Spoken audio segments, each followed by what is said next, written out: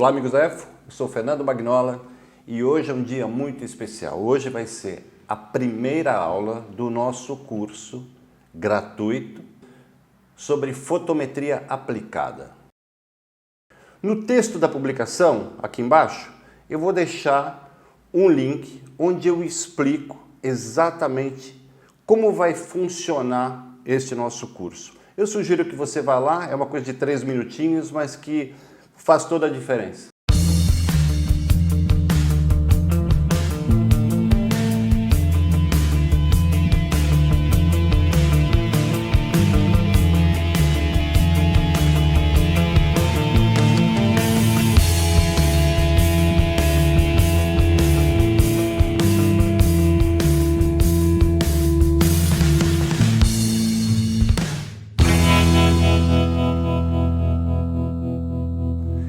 Esse curso vai ser focado na fotometria prática, ou seja, em trabalhos que eu fiz, como eu já venho explicando desde o começo, enfim.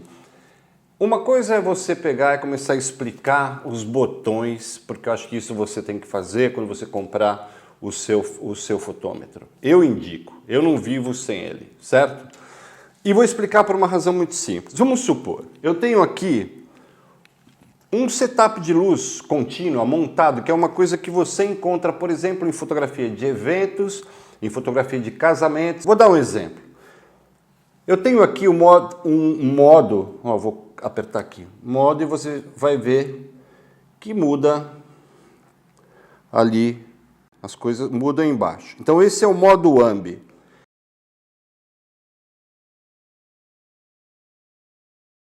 O meu padrão para foto de eventos é a partir de ISO 800. ISO 800 é o que eu busco. Se eu tenho isso, eu tô bem em termos de fotometria.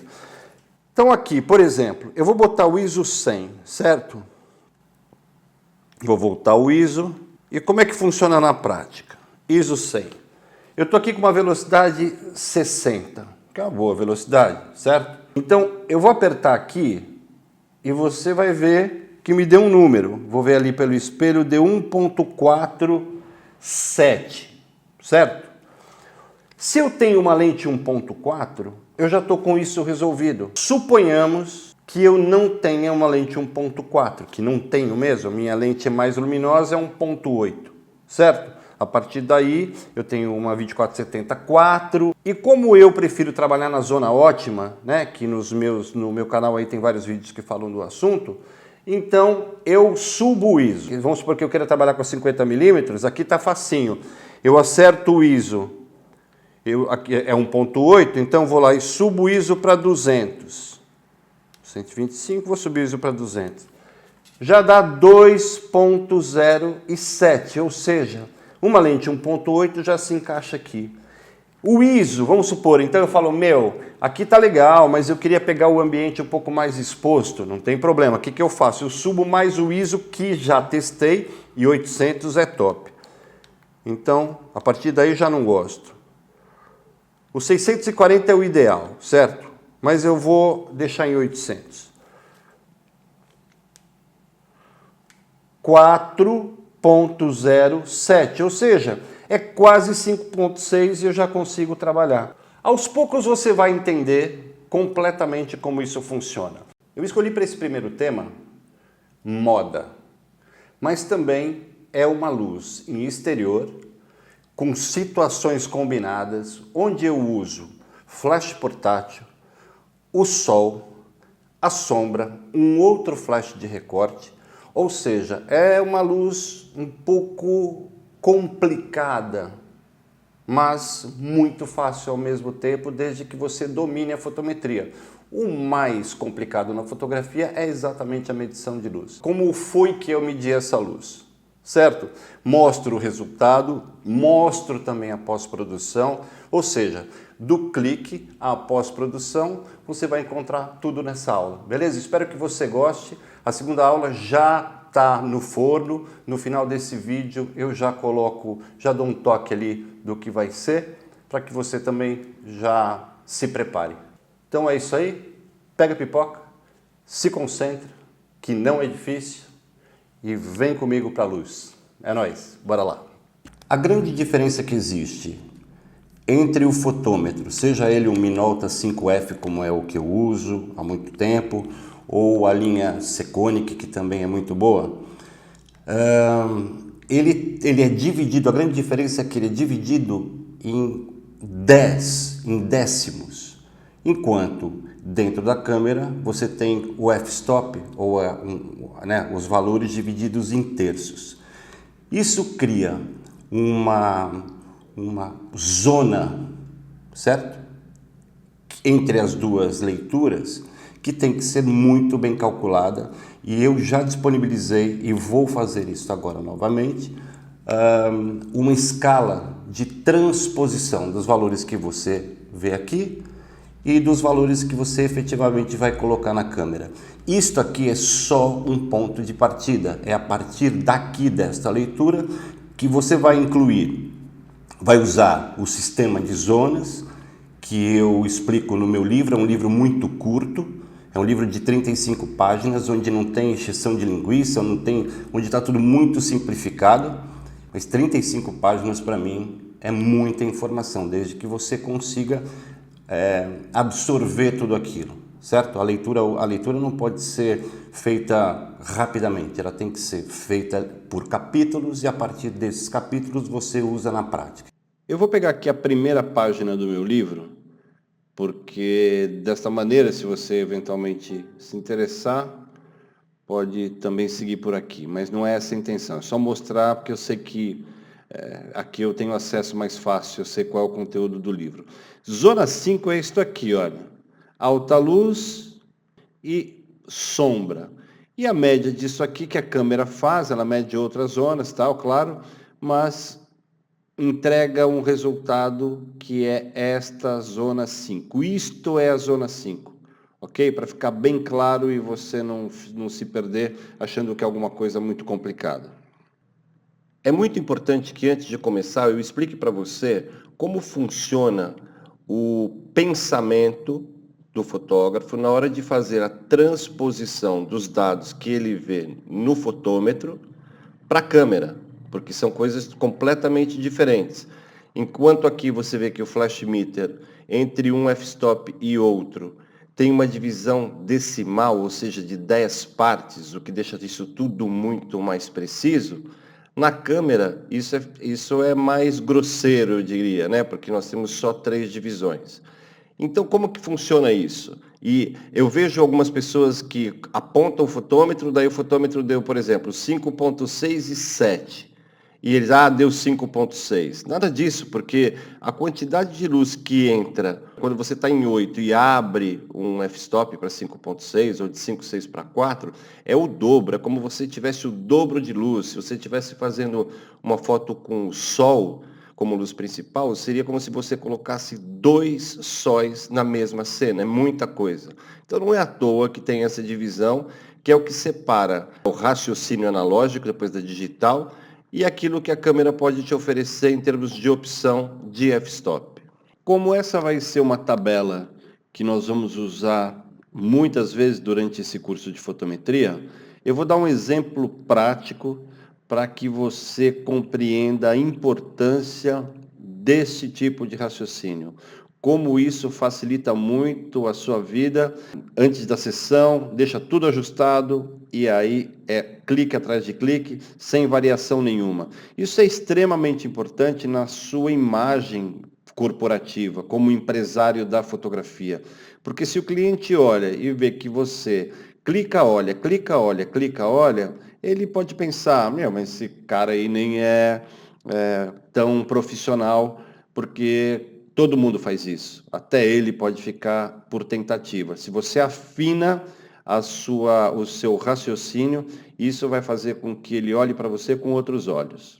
Então, como exemplo, eu vou escolher o diafragma 8, ok? Porque normalmente é onde as lentes têm a melhor performance, é no ponto intermediário, no f-stop intermediário, que a gente consegue melhores resultados. Então eu vou escolher aqui o 8 e suponhamos que eu chegue e faça uma medição que me deu 8,7, certo? O que eu vejo mesmo, e muito, é que as pessoas desconsideram que 7 é praticamente já um f-stop de diferença. Então, quando olham no mostrador lá, no dial do fotômetro ou do flash meter, um 8.7, eles arredondam para 8, que é um erro gigante, gigante mesmo, entendeu? Considerando que um f-stop que você abre a mais é o dobro de luz e um que você fecha é a metade da luz em relação ao anterior. Então, o que é o correto? O correto é você, se tem uma leitura 8.7 significa que 8 mais 1/3 de f-stop, que seria 9, mais 1/3 de f-stop, certo? Que seria 10. Então, é até um pouco mais do que 0,7. Se a leitura for 8.7, a correspondência na câmera tem que também ser através do primeiro terço de f-stop que estiver mais próximo. Se você quiser fotografar uma mulher, assim como eu ensino no meu livro, o book de modelo, a sua porta de entrada para fotografia de moda, a luz feminina, ela tem uma variação para mais, diafragma mais aberto, que normalmente eu faço de 0,3 até o máximo de 0,7 numa condição especial, quando eu quero fazer foto em preto e branco, e eu vou ensinar isso para você, não se preocupe. Então, se eu vou fotografar uma mulher, a pele mais clara já tira muito daquilo que teoricamente eu teria que tirar na edição. Se eu vou fotografar um homem, 8.7 seria 10, eu fecho 1/3 e vou para o 11, porque nesse livro também eu ensino que a luz masculina trabalha de forma diferente da luz feminina, e isso poucas pessoas sabem.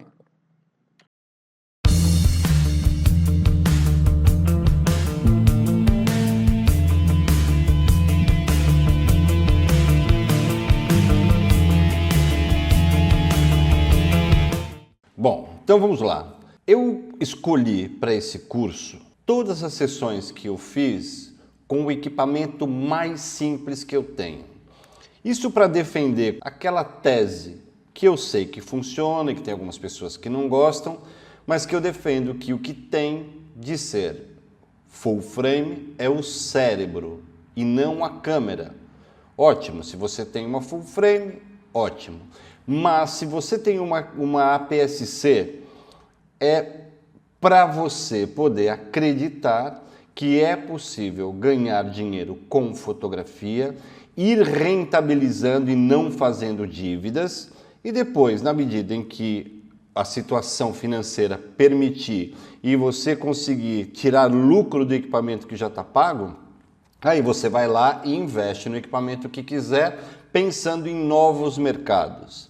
A fórmula certa do sucesso na fotografia é ganhar dinheiro sem fazer dívidas. O equipamento fotográfico é sempre muito caro, principalmente em países como o Brasil. Eu moro em Portugal, é muito mais acessível. Mas como 80% do meu público está no Brasil, então esse curso também tem que ter uma preocupação direta com aquilo que você vive aí em termos de facilidade ou dificuldade, se preferir, de adquirir um equipamento por um preço justo. E para que isso faça sentido, obviamente eu escolhi uma sessão feita com uma 20D, certo?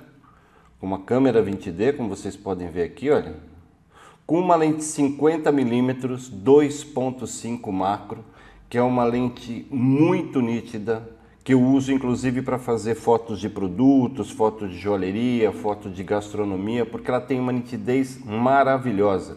Ela é metálica, uma lente com uma construção fantástica. Então a combinação de uma câmera APS-C velha, porque se vocês forem pensar bem, a 20D é uma câmera de 2004, mas na época era a câmera que os profissionais trabalhavam. Eu fiz com ela catálogo da Natura, fiz campanha da Tissot, fiz muita coisa. Então ainda hoje eu opto por ela porque ela me traz uma suavidade que as outras não trazem. E para que fique mais fácil você entender visualmente aquilo que eu pratico mentalmente, eu abri essa foto aqui no Photoshop e eu vejo da seguinte forma: eu olho como a câmera mede. Então eu tenho esta foto onde eu tenho uma parte de alta luz, eu preciso saber qual é o limite da minha configuração para não perder detalhe, ou se eventualmente eu quiser até que perca detalhe, e qual é o limite da minha sombra para que também os detalhes todos apareçam, desde a zona mais escura, que seria a zona 0, até a zona de transição aqui, ok? Esse gradiente. Então como é que funciona? Reparem o seguinte, eu vou colocar isto dividindo a área de sombra, certo? Peguei nos limites. E esta é a área de alta luz, ou de luz e alta luz, correto? Reparem também que estas áreas são iguais. Eu procuro fazer isso o mais próximo possível do ideal, em termos de divisão de área, para falar para a câmera. Se eu tenho aqui uma área de luz e alta luz e tenho aqui uma área da sombra, faz a média para mim, e a média é aquilo que vocês veem no cartão cinzento. O cartão cinzento, isso aqui é um cartão cinzento reproduzindo o 18%. Então, isto é a medição matricial ponderada ao centro, com prioridade ao centro, ok? Que é exatamente o que vocês veem nesta fotografia. É assim que eu configuro visualmente no meu ponto de partida na fotometria.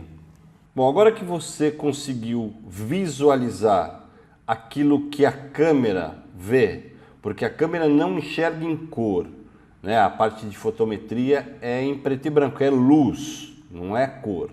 Cor é outra história, balanço de brancos, enfim, que não tem a ver com a fotometria. Esta foto, então, que eu acabei de mostrar, ela revela uma área relativamente parecida entre sombra e luz, e com esta zona no meio tom aqui, que é aquele retângulo que eu mostrei no gráfico que nós acabamos de ver.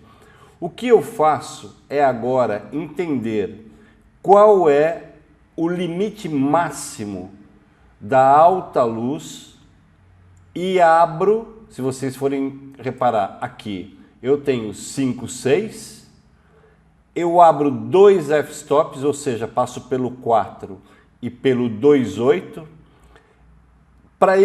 deixa eu abrir aqui, para eu entender, né, deixa eu colocar em foco, para eu entender qual vai ser o limite, se eu resolvo ir para a alta luz, qual é o limite que eu tenho para que o fundo não saia estourado, que saia iluminado, mas não saia estourado. A fotografia digital, segundo a minha experiência, ela tem 2 f-stops como limite. Se você abre como aqui, de 5,6 para 2,8, né, de 4, passa por 4 e 2,8, da mesma forma, se você fechar 2, os pretos praticamente, os meios tons desaparecem, fica tudo muito escuro. Então, o limite que eu gosto de trabalhar é 2 f-stops para cima, 2 f-stops para baixo. Então eu faço esse clique, que é a partir deste, certo? E faço uma média ponderada entre essas duas leituras. De que maneira? Olha aqui, eu vou colocar esta foto aqui, depois eu explico para vocês por que eu deixei mais clara. Tem uma razão, depois eu vou explicar para vocês vão gostar. Como o assunto agora é fotometria, eu não queria desviar do assunto. Então vamos lá. Nós temos então aquela que eu já expliquei, 2 f-stops abertos, né, mais claros, que são 4 vezes mais luz do que o inicial, e faço a média e venho aqui para o 4. E aqui tudo bem, daí eu começo a customizar o balanço de brancos e tal, porque em 3 cliques, você pode ver que 5, 6 e 7, eu resolvo completamente a minha situação de fotometria. Porque eu conheço o funcionamento da câmera, certo? Então aqui, imagina na prática, eu vou depois buscar, eu pego esta foto e resolvi fazer só com a zona de sombra. Pode ver que a zona de sombra tem detalhe aqui, tem o mesmo detalhe aqui. Eu mudei o enquadramento, tirei esta alta luz, porque essa luz era só para fazer a medição, e mais para frente eu resolvi colocar a Mariana numa zona de alta luz, olha, como esta aqui, certo? Eu coloquei a Mariana numa zona de alta luz e eu tenho o mesmo detalhe daquela primeira. Então eu não perco detalhe, eu sei que o meu fundo, se eu apontar para cá, eu vou ter um certo detalhe, e se eu apontar para cá, onde tem sombra, eu também não vou ter sombra fechada. Mas eu normalmente, quando eu faço a foto em preto e branco, quando eu penso que esta foto já vai ser em preto e branco, o que eu faço? Eu trabalho neste limite aqui com dois f-stops mais abertos. Vou mostrar como é que funciona, você vai ver que legal. Vou fazer só para ficar um pouco mais divertido. Então, sei lá, vou pegar esta foto aqui. Vamos ver se está focada, porque às vezes não está focado, está focadinha. Então, ó, não tem nenhum XMP aqui, essa foto é assim que saiu da câmera. Aqui eu usava o lado escuro, né? E aqui eu usava o lado claro. Então eu vou abrir isso aqui no Camera Raw. Venho aqui no HSL Grayscale e faço uma conversão para preto e branco. Como isto aqui, na verdade, é uma aplicação digital daquilo que eu fazia com filtros. Com filtros complementares, enfim, que não preciso complicar nesse momento. Eu tenho aqui esta sequência onde eu tenho reds, né, vermelhos, laranjas e amarelos. Não é à toa que isto está nesta ordem, porque isto é o que constitui a construção da tonalidade da pele. Então, red são as sombras, podem ver que eu vou mexer nas sombras aqui, eu vou exagerar, certo? Nas zonas escuras, olha lá. Deixa eu voltar aqui para onde estava. Esses aqui são os meios tons, ou seja, eu mexo na pele, tudo exagerando aqui só para vocês verem. E aqui nas altas luzes, olha lá. Eu consigo controlar, desde que seja em RAW. Quem quer fazer isso em JPEG, entendeu? Assim, não vai ter tanta qualidade. Então, eu vou à tecla P para o preview. Olha lá, de uma foto sobreexposta, eu consigo controlar todos os tons só a partir desses 3 sliders. Se eu quero pegar os verdes da folhagem, né? Lógico que tem que tomar bastante cuidado. Eu mexo aqui, eu posso escurecer um pouquinho, eu posso aumentar o contraste, mas normalmente eu não mexo aqui. Então, Ctrl Z, aqui, os blues. Vocês vão ver onde tem blue ali na calça jeans, ó. Então, eu posso chegar aqui e colocar um pouquinho mais de detalhe. E para mim já está. Então, olha lá, Done. E eu já tenho um PB que tem toda a escala desde o 0, que é aquele que eu falo no meu livro Sistema de Zonas, até a zona 10, passando por toda a escala de 0 a 10. Certo? Vamos conferir? Vou abrir isto lá no Camera Raw e vou abrir lá no Photoshop. Open Image. Quando eu faço isto e faço Grayscale, escala de cinzas, ele vem, não esqueçam disso, ele vem no mode, né, no modo Grayscale. Então você muda para RGB para poder trabalhar. Quer ver? Eu vou mostrar aqui uma coisa. O que acontece? Ele dá um aviso. Tá vendo? Ele nem aciona o Nik Collection, olha. Então isso quando acontecer, Mode RGB, você vai ver, já está ativo, beleza? Então vamos lá no Silver FX Pro para a gente ver se essa escala. E aí é o que eu falo, as pessoas ficam calibrando o monitor, tudo bem, é super bom você ter um monitor calibrado, mas depende também se a impressora que vai dar segmento ao trabalho também está calibrada, então você tem que ver por aqui, pelo menos é por onde eu vejo. Eu tenho a lupa e histograma aqui, estão vendo? Olha lá, zona 0, opa, zona 1, 2, 3, 4, 5, começa a entrar nos tons de pele. 6, 7, 8, 9 e 10. Olha lá, eu tenho toda a escala aqui completa. Então eu dou o OK e eu tenho um preto e branco que vai ter uma profundidade, né, de tons que vai desde a zona 0, que é o RGB 000, preto sem detalhe nenhum, que é muito importante para a volumetria, e também da mesma forma vou ter um branco puro RGB 255, 255, 255, que é o branco sem detalhe, que é nesta zona que tem alguns pontos que vocês viram. Talvez aqui tem um outro ponto, mas toda a minha escala, mesmo essa que tem esses pontos sem detalhes, ela vai melhorar como se fosse, ela vai emoldurar com branco a nossa foto e a gente vai conseguir enxergar melhor os outros tons que não são brancos, ok? Se você deixa, tem gente que gosta, eu às vezes também eu tiro, quero um contraste em zonas intermediárias, eu consigo fazer isso. Neste caso, como eu não quero complicar e só quero mostrar para vocês a relação que existe entre a fotometria e o sistema de zonas, então é por isso que eu fiz desta forma. Ctrl 1 aqui e vou, aqui ó, ela está andando inclusive, ela está em movimento, tá vendo? O que eu gosto é esta suavidade. Ok, posso depois aplicar máscaras, mas olha como a pele vem suave, certo? Como isso aqui não é um curso de pós-produção e depois a gente pode ver isso mais para frente, o que eu quero que vocês entendam é a relação da fotometria. Eu não tenho nada para fazer nesta pele, olha. Ok? Isso porque eu usei uma APS-C, tem um flashzinho que está fazendo lá o preenchimento. Beleza? Então vamos voltar para cá. Isto aqui finaliza olha, tá vendo essa foto aqui? Eu adoro, que eu fiz para o Instagram, quer ver? Vamos pegar aqui um JPEG, o mesmo PSD que está em mais qualidade. Olha, tá vendo? Eu gosto muito disso, adoro essa fotografia. Bom, enfim, já entenderam, né? Tenho esse aqui, que já é a versão em JPEG, olha lá. Certo? Fica um preto e branco que me lembra o preto e branco clássico. Eu gosto muito, ok? Ó, vamos ver se é moda.